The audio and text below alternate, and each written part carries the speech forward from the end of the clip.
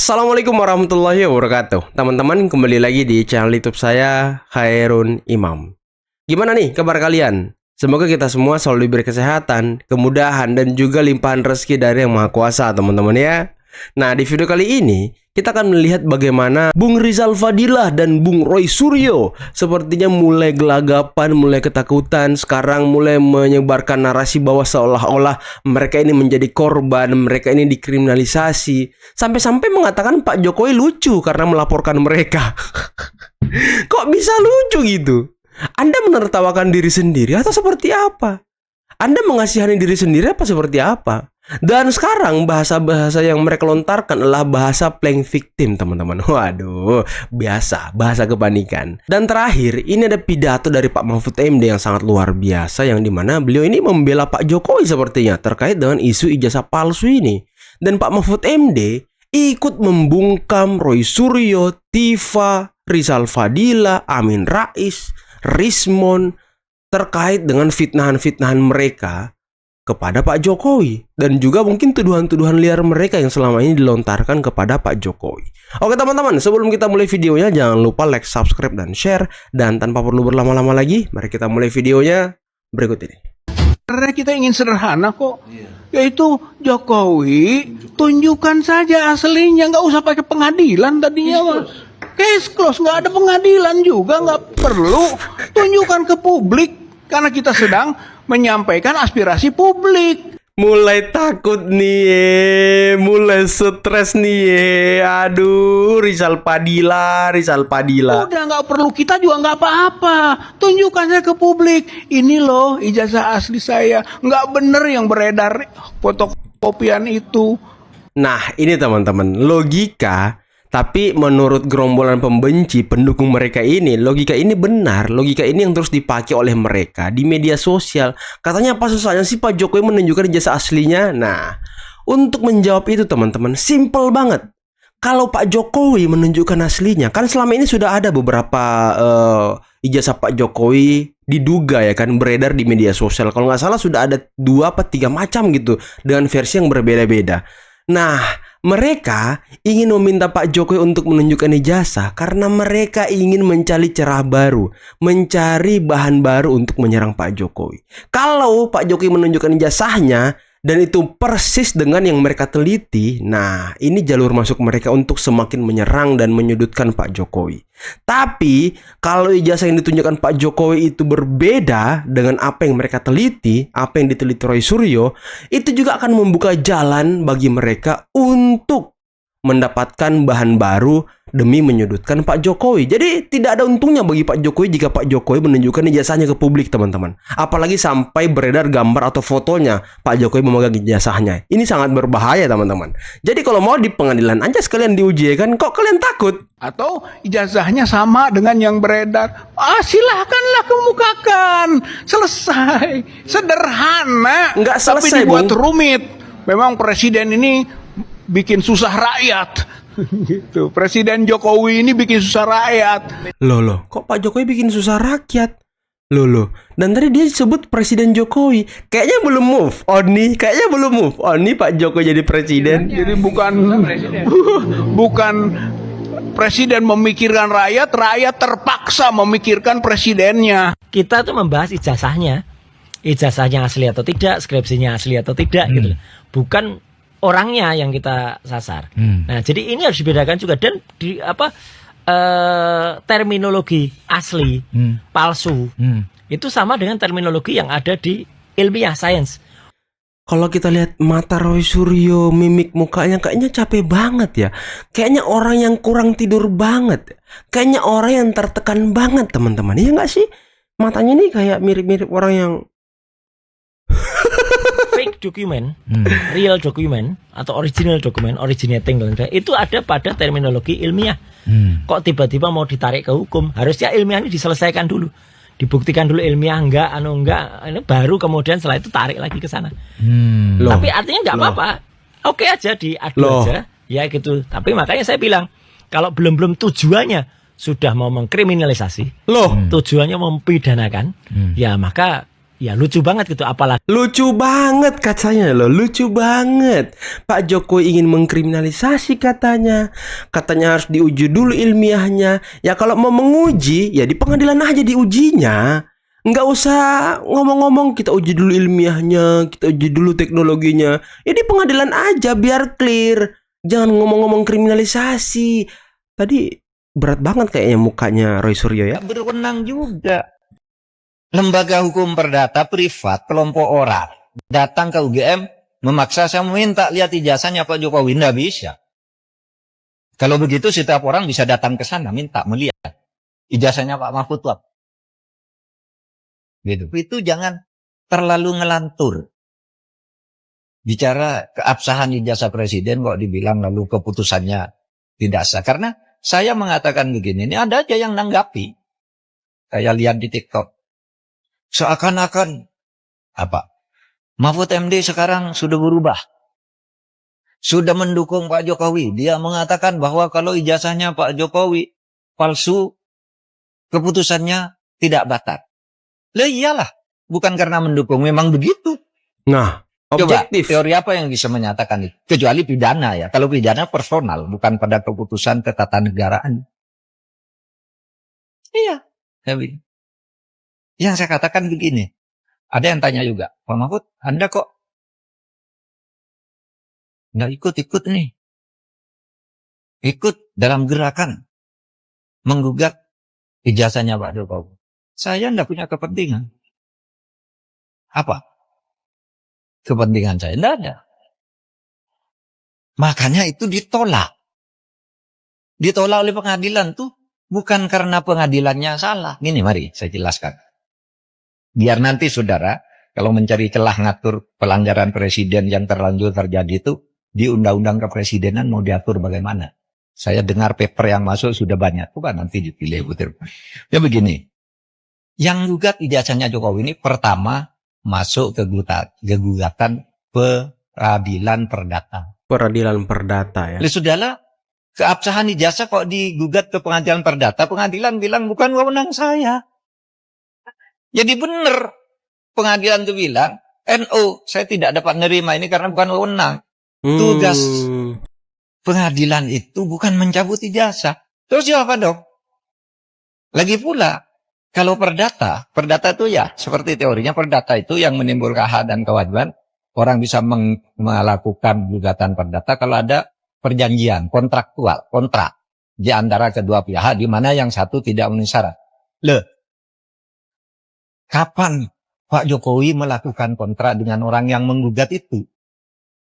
Mewakili siapa dia? Iya kan? Pengadilan begitu. Saya tidak membela Pak Jokowi, tidak juga membela pengadilan. Benar dia, justru kalau dia memutus salah. Pengadilan negeri. Terus kemana dok? Nggak ada Pak. Pihak yang dirugikan siapa? Secara perdata. Siapa yang perdata itu kan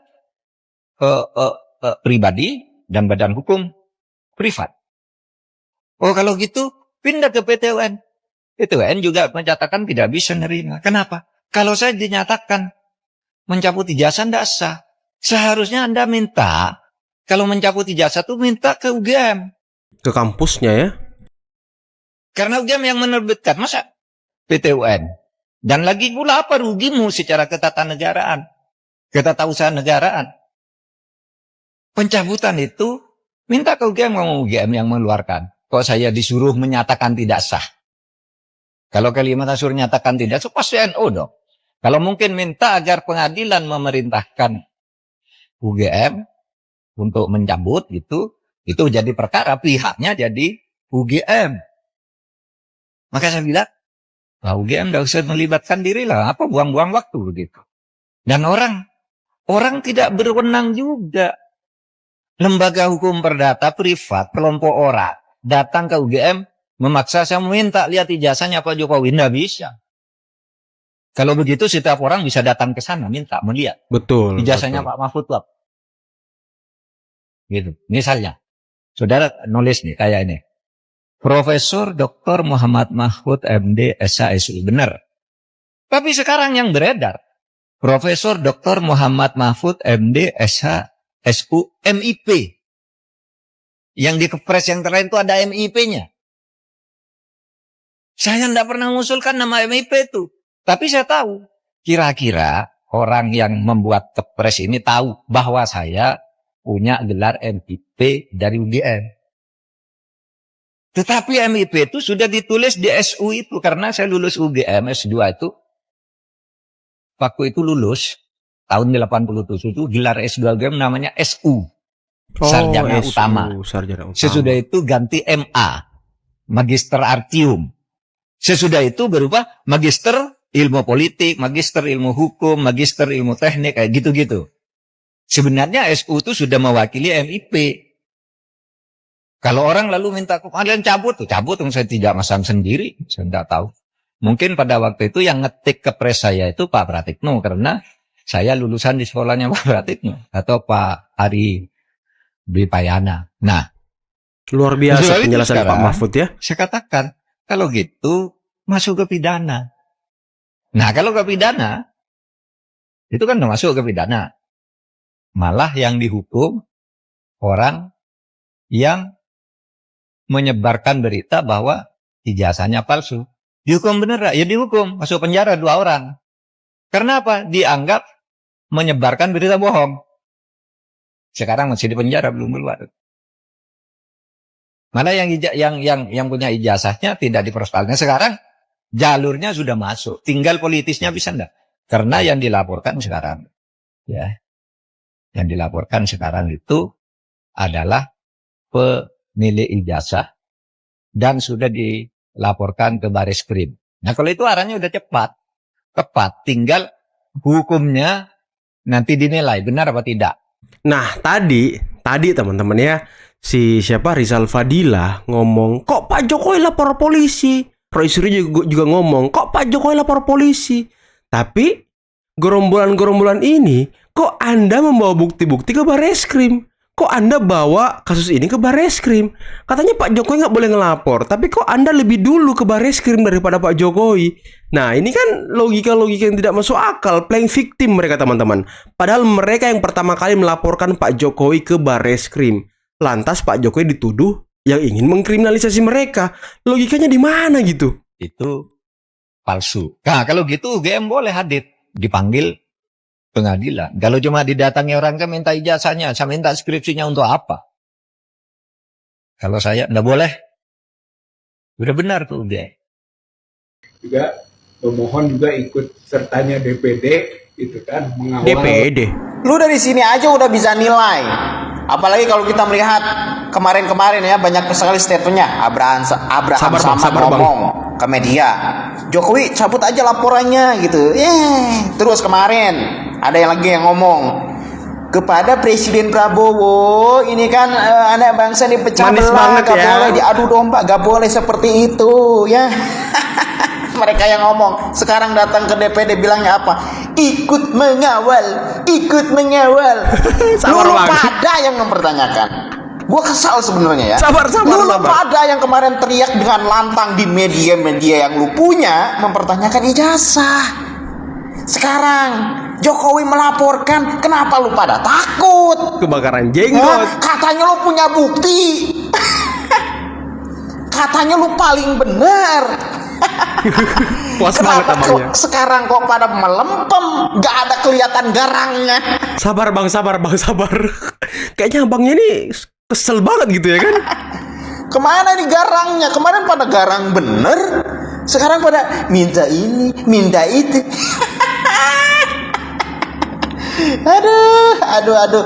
Aduh.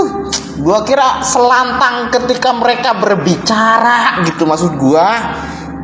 Sekarang kok jadi melempem begini, gak pernah teriak-teriak lagi. Gua kangen denger teriakan lu pada gitu ya, menggunakan media-media yang kalian punya. Kemarin ngesering banget tuh Streaming Jokowi apalagi agak-agak ini. Kalau misalkan bisa Jokowi itu sekarang lemah. Aduh. Kalau lu punya bukti harusnya gak usah takut, gak usah bilang ke DPD ikut pengawal lah, membuat statement yang menurut gua itu malah blunder. Aduh. Gak perlu takut kalau lo punya bukti, ya. Bener gak? Bener. Iya gak? Bener, Bang. Oke teman-teman, itulah tadi beberapa video yang bisa kita simak, yang bisa kita saksikan pada kesempatan kali ini. Dan menarik dan seru ya, bagaimana logika-logika playing victim yang kemudian sekarang dimainkan oleh gerombolan pembenci. Padahal dulunya mereka yang teriak paling lantang, mereka yang terus-terusan menghina dan menyebarkan ujaran kebencian kepada Pak Jokowi. Ada yang paling kasar sih omongan-omongannya si Rizal Fadilah, teman-teman. Di setiap podcast, di setiap pertemuan-pertemuan, ketika konferensi pers dia terus teriak-teriak dan segala macam. Sekarang kok ngomongnya langsung kayak ayam disiram air gitu. Aduh, ayam sayur gitu. Aduh, kasihan banget orang ini. Dan tadi Roy Suryo katanya Pak Jokowi lucu. Kok Pak Jokowi lucu?